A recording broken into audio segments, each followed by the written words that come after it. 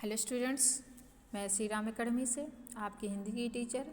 चलिए आज हम पढ़ते हैं पाठ 8 में, कक्षा 8 की बुक में पाठ 8, ठीक है ना। इसे संकलित किया गया है मध्य प्रदेश के गौरव, मध्य प्रदेश का गौरव, ये मध्य प्रदेश के गौरव। तो ये हमारे गौरव हैं। कौन है ये हमारे गौरव हैं।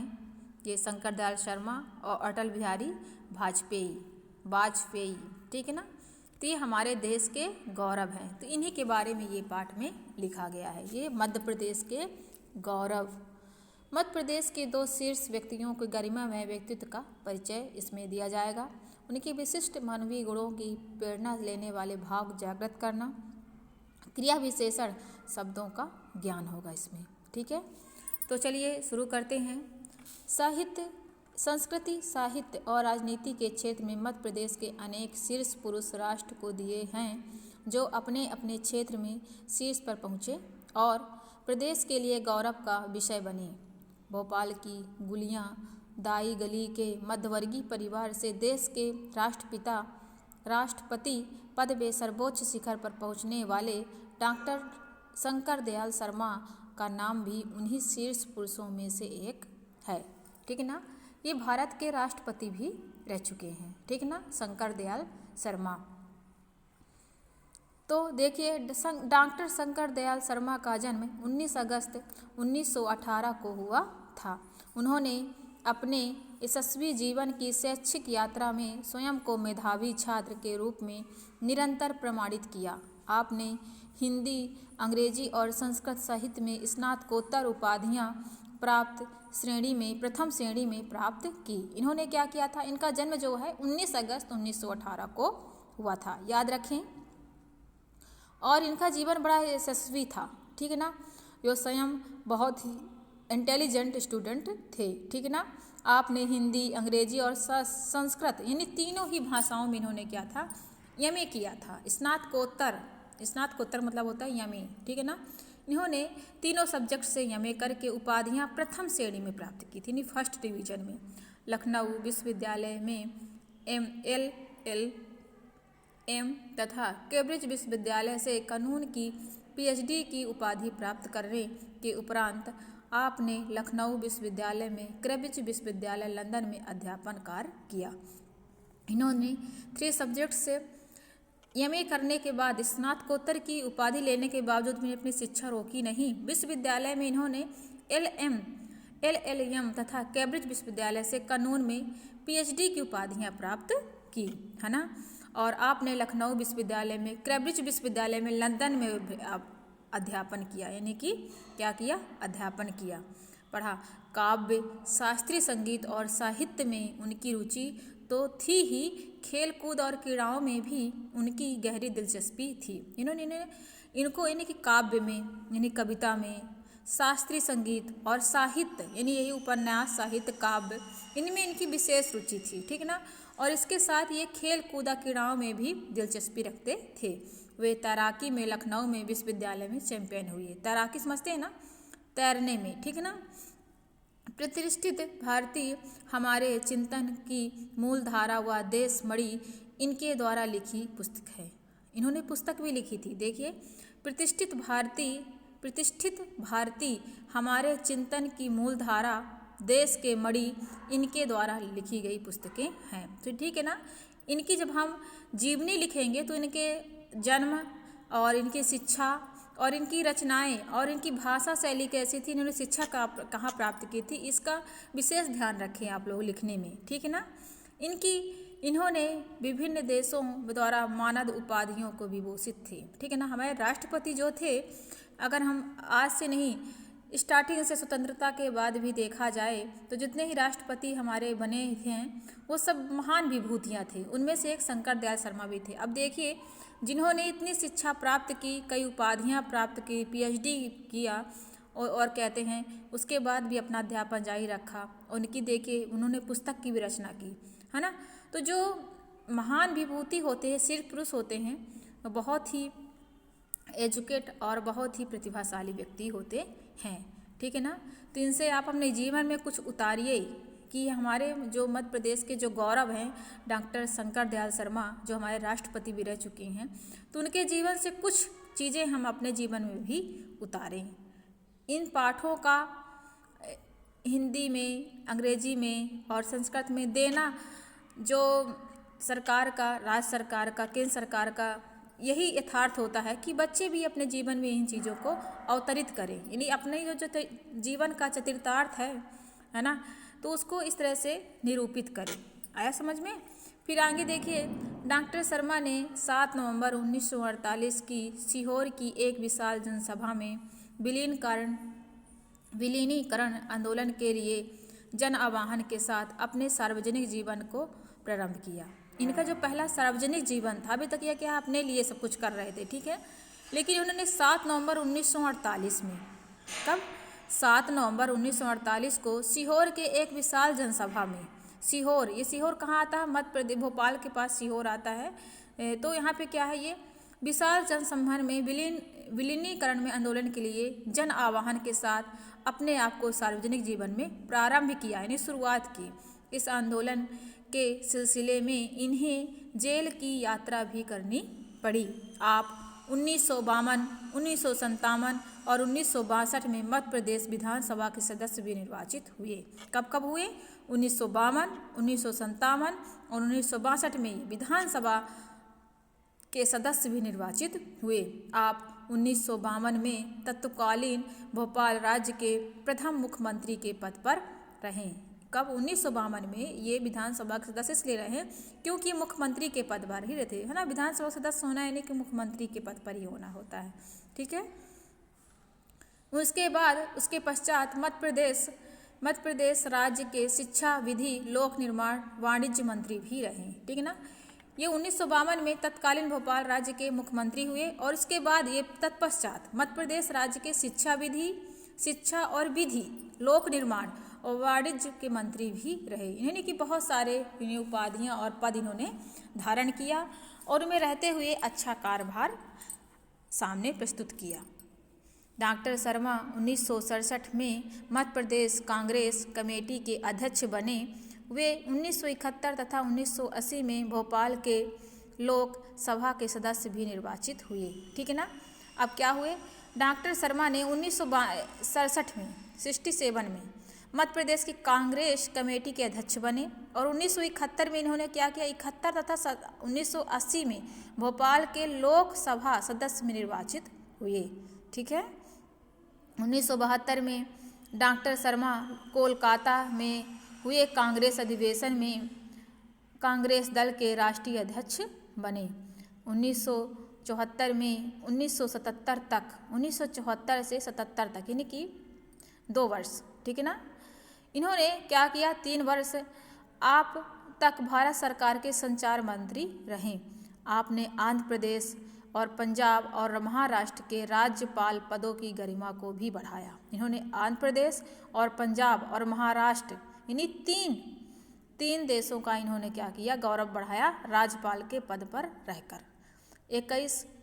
21 अगस्त और 21 अगस्त 1987 को आप उपराष्ट्रपति पद पर भी निर्विरोध निर्वाचित हुए। यह 21 अगस्त 1987 में, ठीक है ना, 87 में इन्होंने उपराष्ट्रपति के पद पर ही निर्वाचित हुए। 25 जुलाई 1992 को आप देश के 9वें राष्ट्रपति के रूप में भारतीय गणतंत्र के सर्वोच्च पद पर आसीन हुए, ठीक है ना। ये 25 जुलाई और 1992 में, है ना। 87 पे ये उपराष्ट्रपति के पद पर रहे और ये 1992 में इन्होंने देश के 9वें नंबर के 9th नंबर के ये राष्ट्रपति के रूप में गणतंत्र के सर्वोच्च पद पर स्थित है। गणतंत्र की यानी कि हमारा संविधान सहित ऐसा। डॉक्टर शर्मा देश के स्वाधीनता संग्राम के अग्रणी योद्धा और साक्षी रहे। आपने अपने राजनीतिक जीवन से भारत के महान व्यक्तियों की गौरवशाली परंपरा को सार्थक बनाया। आपने राजनीतिक जीवन में महान व्यक्तियों की गौरवशाली परंपरा को सार्थक बनाया। आप जिस सार्वजनिक पदों पर आसीन हुए उनमें आपने आध्यात्मिक और लौकिक मूल्यों का साहसिक संतुलन बनाए रखा। डॉक्टर शर्मा ने जब भी जहाँ भी राजनीति में नैतिक मूल्यों का क्षरण होते देखा तो वहाँ अपना विवेकपूर्ण हस्तक्षेप अवश्य किया। ठीक है ना। अगर उन्हें लगता था कि राजनीति में अगर ऐसा कुछ हो रहा है ना, नैतिक चीज़ों का क्षरण हो रहा है, तो ये क्या करते थे, अपने विवेक से जरूर उसमें हस्तक्षेप करते थे, यानी रोक टोक करते थे। आपने अवमूलित राजनीति के संदर्भ में सदैव वैचारिक जिज्ञासा, सांस्कृतिक आत्मविश्वास तथा सृजनात्मक विमर्श के प्रतिमानों को अपने मंच पर अभिव्यक्ति प्रदान की। ठीक है ना। जिज्ञासा यानी जानने की इच्छा, सांस्कृतिक यानी आत्मविश्वास यानी हमारा कल्चर को देखते हुए कई भी क्रिएटिव कार्य का इन्होंने मंचन किया, ऐसा कहने का मतलब हुआ। ठीक है ना। कुछ वर्ड होते हैं जैसे सांस्कृतिक हो गया, आत्मविश्वास यानी सेल्फ डिपेंसी, और सृजनात्मक यानी क्रिएटिविटी। तो ये सब चीज़ों के मतलब आप धीरे धीरे जब बड़े होंगे तो हिंदी से समझने लाएंगे। ठीक है ना। अभी भी आप समझ सकते हैं। देश के सर्वोच्च पद पर रहने के बाद भी यदि किसी में दंभ का लेस ना हो तो यह व्यक्तित्व को महानता ही कही जाएगी। डॉक्टर शर्मा में यह महानता थी। ईश्वर के प्रति दृढ़ आस्था और जन जन के प्रति प्रेम उनमें कूट कूट कर भरा था। प्रातः 9 बजे से अपराह्न 1:30 बजे तक प्रतिदिन वे जन सामान्य से मिलते। यहाँ मिलना इतना आत्मीय होता था कि मानो वह परिवार के सदस्य हो। ठीक है ना। यानी कि वह देश के सर्वोच्च पद पर यानी कि राष्ट्रपति पद के रहने के बावजूद भी दंभ यानी घमंड है ना, उनमें अभिमान या घमंड का थोड़ा से भी लेस नहीं था। और डॉक्टर शर्मा की महानता यह थी कि वो ईश्वर के प्रति दृढ़ आस्था और जन जन के प्रति प्रेम कूट कूट कर भरा हुआ था। और ऐसा कहा जाता है कि वह देश के सर्वोच्च पद यानी कि राष्ट्रपति के पद पर रहते हुए सुबह 9 बजे से वह दोपहर के 1:30 तक प्रतिदिन जन सामान्य से मिलते थे, जनता से फेस टू फेस बातें करते थे। और वह मिलन आत्मीय होता था और मानो ऐसा लगता था जैसे वो परिवार से मिल रहे हों। भारतीय लोकतंत्र के इतिहास में इसे विरल संयोग ही माना जाएगा। एक ही समय में मध्य प्रदेश की विभूतियों ने राष्ट्रपति और प्रधानमंत्री के पद को गौरवान्वित किया। प्रधानमंत्री के पद को सुशोभित करने के वाले मध्य प्रदेश के दूसरे गौरव हैं अटल बिहारी वाजपेयी। ठीक है ना।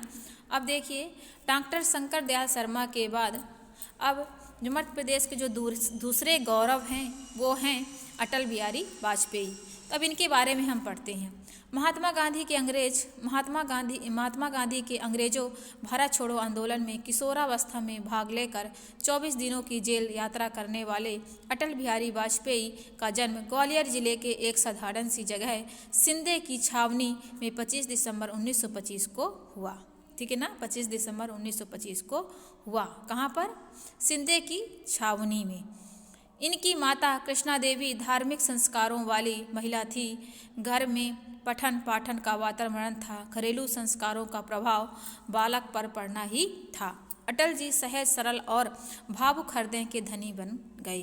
गरीब बच्चों को पढ़ाना, उनके लिए पुस्तकें एकत्र करना, उनकी सहायता करना उनका सदा प्राथमिक प्रयत्न रहा। गरीबों में यथासंभव मदद वे छात्र जीवन से ही करते रहे। ठीक है ना। गरीबों के लिए पुस्तकें देना, उनके लिए सारी आवश्यकताएं की चीज़ जितना उनके क्षमता थी वो जरूर ही करते थे। कौन? अटल जी। ठीक है ना। और इन्होंने भारत छोड़ो आंदोलन में किशोरावस्था में ही यानी कि अपनी 13 वर्ष की उम्र से ही इन्होंने 24 दिन की जेल यात्रा भी कर ली थी इन्होंने। ठीक है ना। उनके पिता श्री कृष्ण बिहारी वाजपेयी अध्यापक एवं कवि थे। इनके जो पिता थे वह शिक्षक और कवि थे। अपने पिता की रचनाएं पढ़ते पढ़ते अटल जी तुकबंदी करने लगे। ठीक है ना। तुकबंदी यानी तर्क। उनकी रचनाओं की प्रशंसा होने लगी तो हिंदी साहित्य सभा की गोष्ठियों में जाने लगे। उन दिनों घनाक्षरी और सवाया छंद विशेष पसंद किए जाते थे। उस समय क्या थे? हिंदी साहित्य में घनाक्षरी और सवाया छंद विशेष पसंद किए जाते थे। अटल जी ने ब्रज भाषा में भी रचनाएं की, यानी कि कवि भी थे, बहुत अच्छे कवि थे।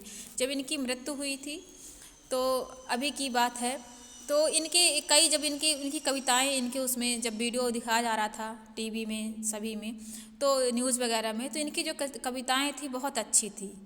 तो मैंने सुना है, बहुत ही, आप कभी इनकी कविताओं को सुनिएगा, बहुत ही इंटरेस्टिंग और जीवन को संचार देने वाली, जीवांत देने वाली कविताएं थी इनकी। भारतीय जनसंघ में स्थापना में उन्होंने महत्वपूर्ण योगदान दिया। 1967 में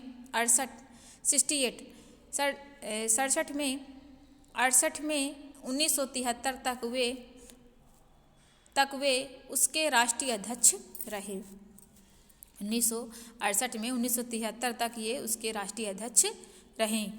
भारतीय जनता पार्टी की स्थापना भी इन्होंने सक्रिय भूमिका निभाई थी। भारतीय जनता पार्टी की जो स्थापना है, इन्होंने उसकी स्थापना में प्रमुख भूमिका निभाई थी। पंडित दीनदयाल उपाध्याय के निर्देश पर वे कानपुर गए और राष्ट्र धर्म के प्रथम संपादक के रूप में कार्यभार संभाला। कानपुर ये राष्ट्र धर्म के प्रथम संपादक के रूप में कार्यभार संभाला। पत्रकारिता जगत में उन्होंने अपनी अलग पहचान बनाई। उन्होंने स्वदेश, पंचजन और वीर अर्जुन जैसे पत्रों का संपादन किया। राजनीति में उनकी रुचि स्वाभाविक ही थी। 1957 में वह बलरामपुर उत्तर प्रदेश से लोकसभा के सदस्य के रूप में चुने गए। 1957 में बलरामपुर उत्तर प्रदेश के लोकसभा के सदस्य के रूप में ये चुने गए। इसके बाद वो निरंतर राजनीति में सक्रिय रहे। 1996 में वह प्रधानमंत्री बने। ठीक ना, ये 1996 में प्रधानमंत्री बने। विपरीत परिस्थितियों के चलते उन्होंने स्वयं 31 मई 1996 को ही त्यागपत्र दे दिया। ठीक है ना, ये थोड़ी से दयावान और स्वामित्व अपने सेल्फ यानी कि आत्मविश्वासी थे। इन्होंने कुछ ऐसी परिस्थितियां हो गई थी कि इन्होंने 31 मई 1996 को ही उसी साल इन्होंने क्या कहा त्यागपत्र दे दिया था। फिर 1998 में पुनः प्रधानमंत्री चुने गए। उनकी सरकार 13 माह चली। इनकी सरकार क्या है, 13 माह चली। ठीक है ना, 1 साल 1 महीने। 13 अक्टूबर 1999 को में एक बार फिर प्रधानमंत्री का पदभार संभाला। 13 अक्टूबर 1999 में फिर एक बार प्रधानमंत्री का पदभार संभाला और उनके कार्यों की सराहना हुई। अटल जी विशिष्ट कार्यों को दृष्टिगत रखते हुए उन्हें पद्म विभूषण की उपाधि से अलंकृत किया गया। उत्तर प्रदेश हिंदी संस्थान लखनऊ ने उन्हें हिंदी गौरव विभूति के नाम से सम्मानित किया। मेरी 51 कविताएं, कैदी कबीराय की कुंडलियाँ, ना दैन्यम ना पाल्यनम, मेरी संसदीय यात्रा आदि उनकी प्रमुख रचनाएं हैं। इनकी रचनाएं बहुत ही अजीब और बहुत ही अट्रैक्टिव थी और हिंदी कवि शिरोमणि का इन्हें पुरस्कार भी मिला था।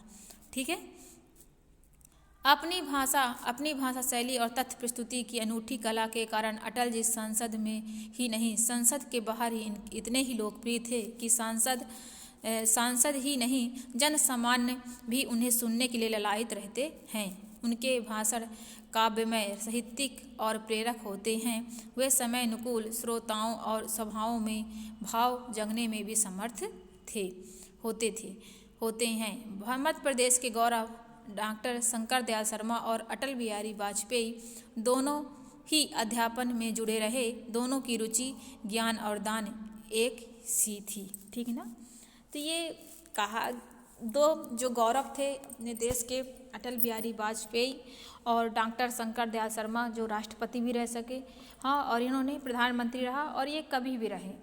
तो डॉक्टर शंकर दयाल शर्मा की तो जो विभूति है वो आपसे बिल्कुल आप उससे अवगत हो चुके हैं कि उन्होंने कितनी शिक्षाएं प्राप्त की, उनका जन्म कब हुआ, उनकी मृत्यु कब हुई, है ना, इस प्रकार से। और अटल बिहारी के वाजपेयी के बारे में भी आपने बहुत अच्छे ढंग से जाना।